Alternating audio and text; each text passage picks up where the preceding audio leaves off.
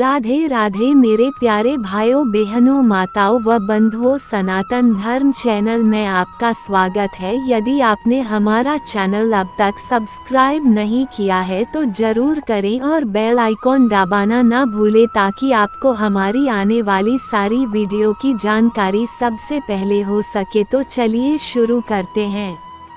हरे कृष्णा। चैत्र मास की कृष्ण पक्ष की एकादशी को पापमोचनी एकादशी कहा जाता है। इस दिन भगवान श्री हरि विष्णु, जो कि जगत के पालनहार हैं, इनकी पूजा करने से समस्त प्रकार के पापों से मुक्ति मिल जाती है।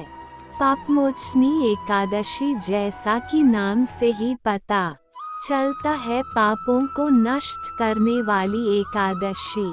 पापमोचनी एकादशी के दिन किसी की निंदा नहीं करनी चाहिए, झूठ नहीं बोलना चाहिए, चोरी नहीं करनी चाहिए, किसी को भी अपशब्द नहीं कहना चाहिए और न ही हमें क्रोध करना चाहिए। अगर हम इन नियमों का पालन करते हैं तो भगवान श्री विष्णु की असीम कृपा हमें प्राप्त होती है। इस व्रत को धारण करने से ब्रह्म हत्या, स्वर्ण चोरी, मदिरापान, अहिंसा और भ्रूण घात समेत अनेकों घोर पाप के दोषों से मुक्ति मिल जाती है। समस्त प्रकार के भौतिक सुखों की प्राप्ति होती है और असीम कृपा भगवान श्री हरि विष्णु की हमें प्राप्त हो जाती है। कई गुना पुण्य फल प्राप्त हो जाता है और इसलिए शास्त्रों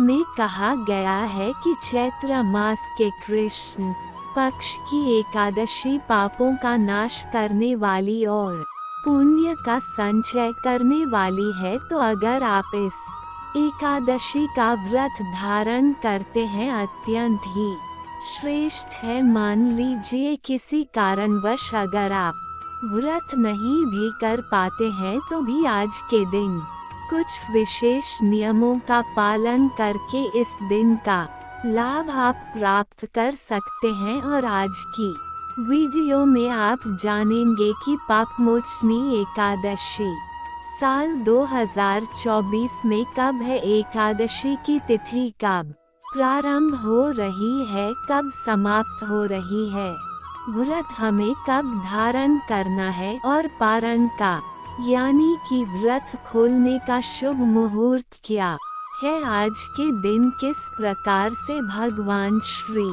विष्णु की पूजा करनी चाहिए, किन मंत्रों का जप करना चाहिए और कौन सा उपाय करें जिससे कि इस व्रत का संपूर्ण फल हमें प्राप्त हो और जिस भी मनोकामना से हम व्रत धारण करते हैं या बिना व्रत के भी पूजा आराधना करते हैं तो हमारे व्रत का, हमारी पूजा का संपूर्ण फल हमें प्राप्त हो, हमारी मनोकामना पूर्ण हो। इसके लिए आज विशेष क्या करना चाहिए, संपूर्ण जानकारी आपको आज की वीडियो में मैं शेयर करने वाली हूँ। तो वीडियो बहुत महत्वपूर्ण है, पूरा जरूर देख लीजिए। अच्छी लगे वीडियो तो लाइक भी जरूर कीजिए, क्योंकि आपके लाइक्स, आपके कमेंट्स मेरे लिए बहुत महत्वपूर्ण होते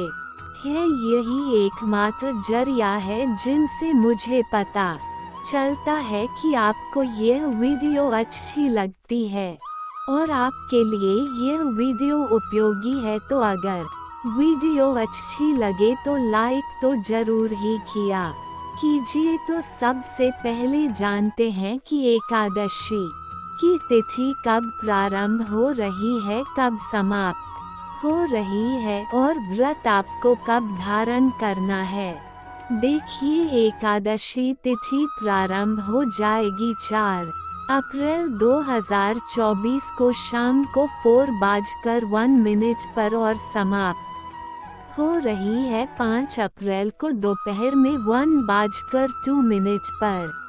ऐसे में व्रत हम कब धारण करें, तो देखिए एकादशी का व्रत हमेशा सूर्योदय कालीन तिथि में ही रखा जाता है, तो सूर्योदय कालीन एकादशी तिथि हमें प्राप्त हो रही है 5 अप्रैल 2024 को, यानी कि शुक्रवार के दिन। तो चैत्र मास की कृष्ण पक्ष की एकादशी पापमोचनी एकादशी का व्रत रखा जाएगा 5 अप्रैल 2024 शुक्रवार को। एकादशी से एक दिन पहले दशमी तिथि के नियम का पालन किया जाता है, तो 4 अप्रैल 2024 गुरुवार को दशमी तिथि के नियम का पालन किया जाएगा। इस दिन स्नान करके शुद्ध और सात्विक भोजन लेना है। शाम के समय सूर्यास्त होने के बाद अन्न और नमक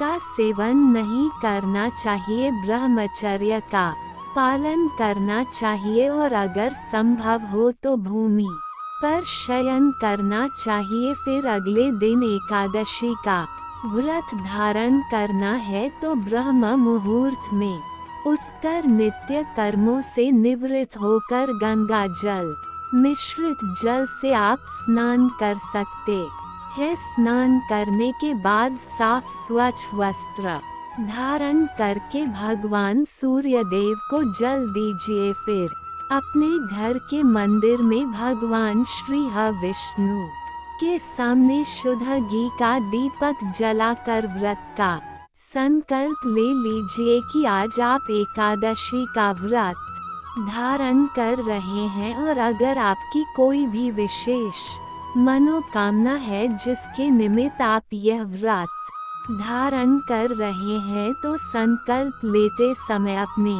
मन की कामना कह सकते हैं और भगवान श्री विष्णु से प्रार्थना कीजिए कि व्रत में पूजा पाठ में किसी भी प्रकार की भूल चूक हो जाए तो उसके लिए क्षमा करें। आपका व्रत आपकी पूजा स्वीकार करें और आपकी कामना को पूर्ण करें। इसके बाद भगवान श्री हरि विष्णु की विधि विधान से पूजा कर लीजिए। आज के दिन भगवान श्री विष्णु को पीले पुष्प अवश्य अर्पित करने चाहिए। इससे भगवान श्री विष्णु की असीम कृपा आपको प्राप्त होती है। आज के दिन पंचामृत से भगवान श्री विष्णु का अभिषेक करने से मनवांछित कामनाएं पूर्ण हो जाती हैं। पापमोचनी एकादशी के दिन केले का भोग भगवान को लगाने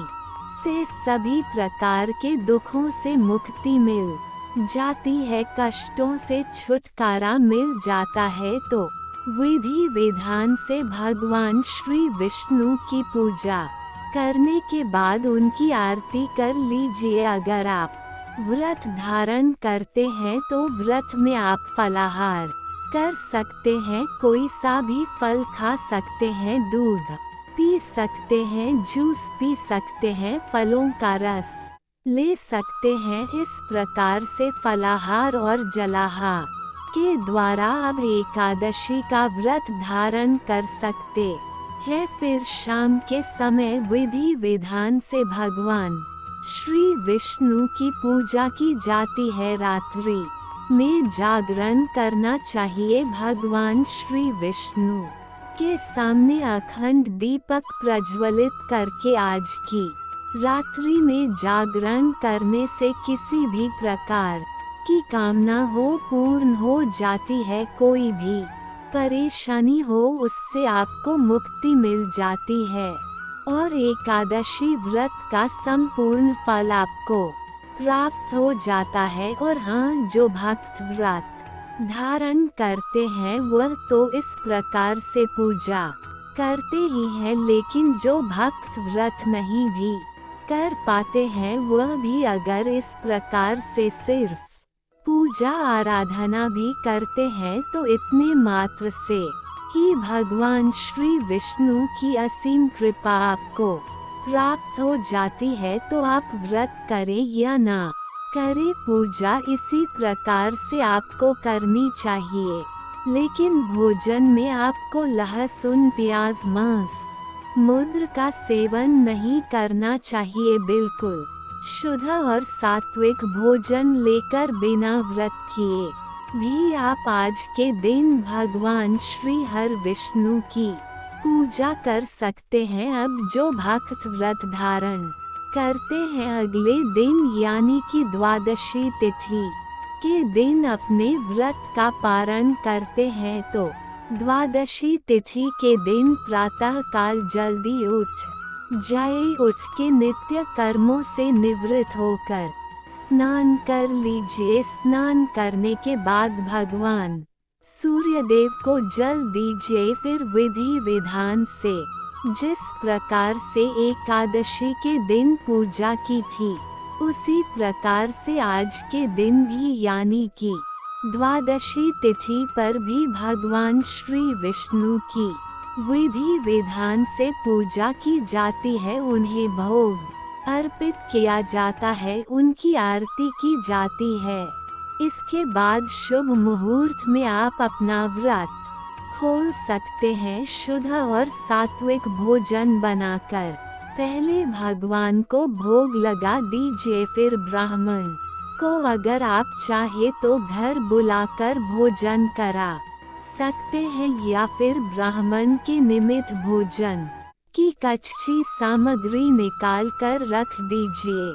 दक्षिणा के पैसे रख दीजिए और दान की सामग्री निकालने के बाद आप अपना व्रत खोल सकते हैं। तो दशमी से द्वादशी तक के ये नियम होते हैं जिनका पालन अगर हम करते हैं तो हमें हमारे किए गए व्रत का संपूर्ण फल प्राप्त हो जाता है। और अब जानते हैं कि एकादशी व्रत के पारण का यानी कि व्रत खोलने का शुभ मुहूर्त क्या है। देखिए, एकादशी व्रत का पारण हमेशा द्वादशी तिथि में किया जाता है और हरिवासर की समा के बाद किया जाता है। तो द्वादशी तिथि प्रारंभ होने का समय रहेगा 5 अप्रैल को दोपहर में 1:02 पर और द्वादशी तिथि समाप्त हो रही है 6 अप्रैल को सुबह 10:01 पर। हरिवासर 5 अप्रैल को ही समाप्त हो जाएगा। अब जैसे कई भक्तों के प्रश्न आते हैं कि हरिवासर क्या होता है, तो देखिए, द्वादशी तिथि प्रारंभ होने के बाद जो पहला 1/4 समय होता है उसे कहा जाता है हरिवासर। ये लगभग 4-5 घंटे का समय होता है। इस समय में पारण नहीं करना चाहिए। एकादशी व्रत का इसे पाप के समान माना गया है। तो ये 5 अप्रैल को ही हरिवासर समाप्त हो जाएगा। फिर 6 अप्रैल को आप अपने व्रत का पारण करेंगे। 5 अप्रैल को ब्रह्म मुहूर्त का समय रहेगा सुबह 4:41 से सुबह 5:29 तक। इस समय में आप स्नान कर सकते हैं। एकादशी व्रत में ब्रह्म मुहूर्त के स्नान को श्रेष्ठ माना गया है और 5 अप्रैल को सूर्योदय काल का समय रहेगा सुबह 6:18 पर। इस दिन राहु काल का समय रहेगा सुबह 10:56 से दोपहर में 12:29 तक। राहु काल में कोई भी शुभ कार्य नहीं करना चाहिए और अभिजीत मुहूर्त में अगर आप कोई भी कार्य करते हैं तो उसमें आपको सिद्धि मिलती है।